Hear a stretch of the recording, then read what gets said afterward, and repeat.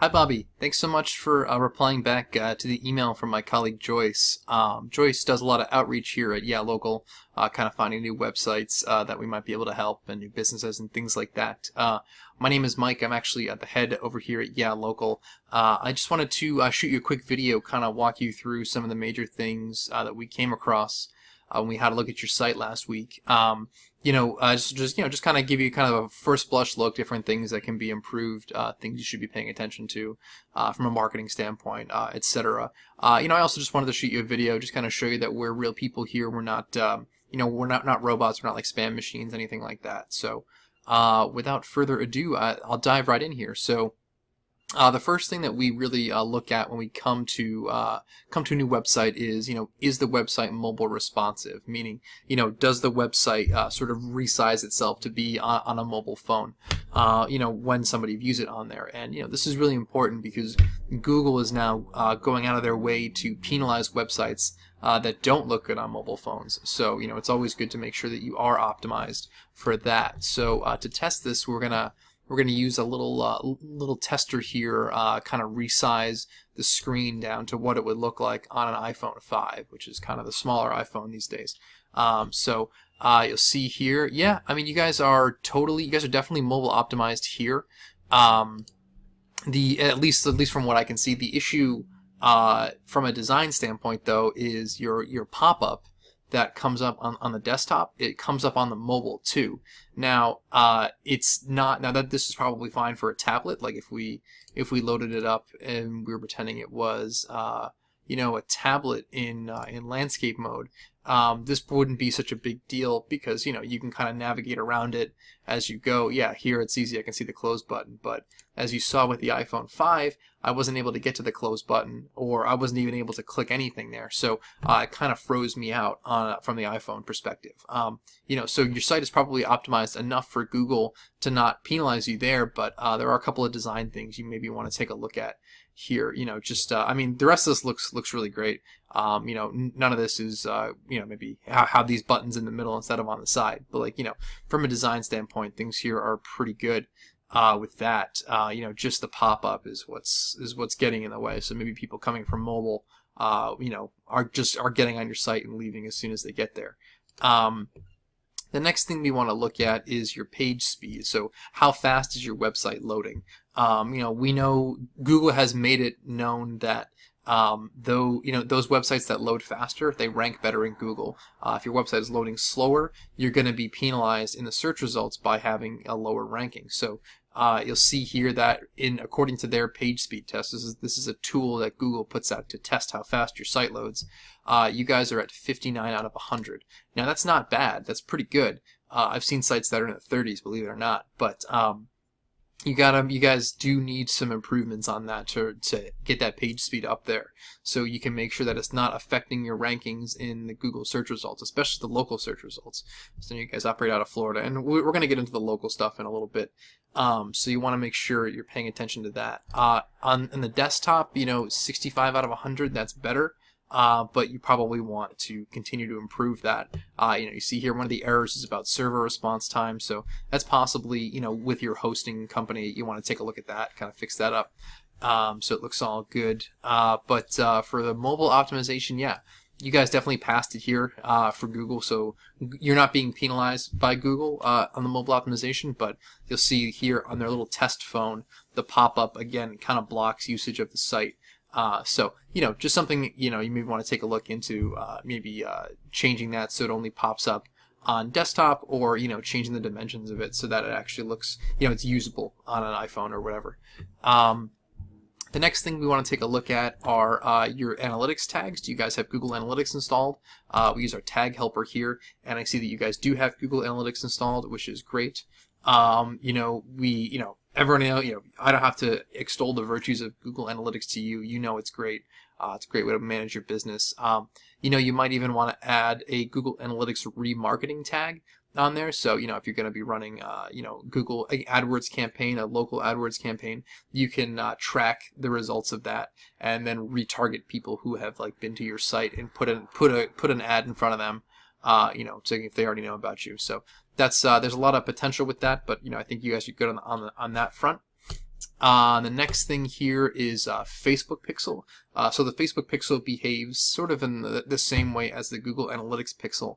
However, the data it gathers is exclusively for use on Facebook, in that if you're going to be running an ad campaign, for example, let's say we're going to run some Facebook ads for your company, right? And we have seen a lot of success with Facebook ads in service companies like yours, sort of in the limo niche, the plumbing niche, construction, all that stuff.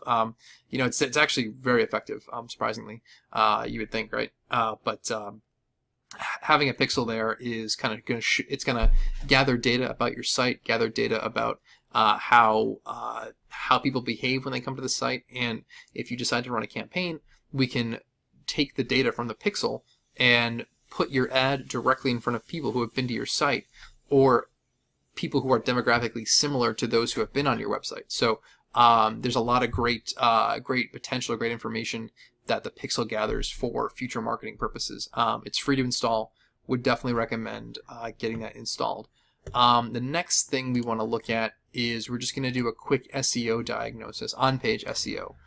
So how is Google reading your site, and how is it being presented to them? Pretty much, so let's take a look. Your URL is totally great. Your title, I love your title. It's perfect. I would possibly get rid of the second mention of Orlando. You have it in there twice already. You have FL in your URL, which kind of denotes Florida.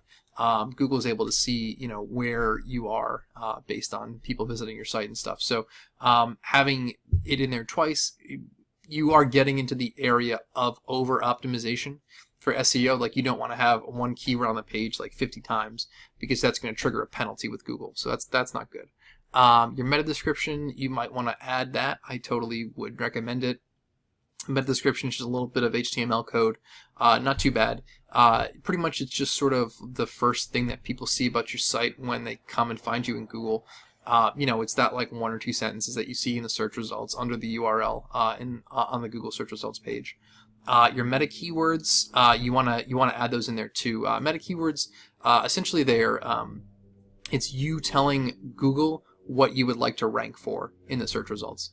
Not that you're going to rank for it necessarily, but it's letting Google know that this is what your site is about. Like, we're about cremation services Orlando, we're about funeral service Florida, we're about all that stuff. So Google should consider us for these keywords to rank us in the search results. So you definitely want to get on that, I think, and add those keywords in there. There's some research out there that says that meta keywords don't matter. They may very well not matter, but it takes 10 minutes to do it. And in my experience, those sites that have meta keywords set up perform better in the search results. Your headings here, this stuff is good. Again, we're seeing in these H3s, Casket, Orlando, cremation products, Orlando services. You're getting into the keyword stuffing here. You see you have the same headline 3 times, and each of it has a bunch of different bunch of the same keywords in it. This is not good, because in the realm of Google, these keyword, the spiders are going to see that several times, and they're going to think you're trying to keyword stuff or over optimize, when it's maybe just an error, or there's something weird with HTML going on.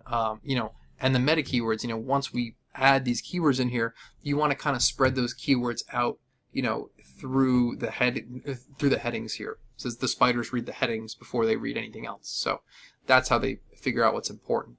But the rest of the stuff here, you guys are really good on.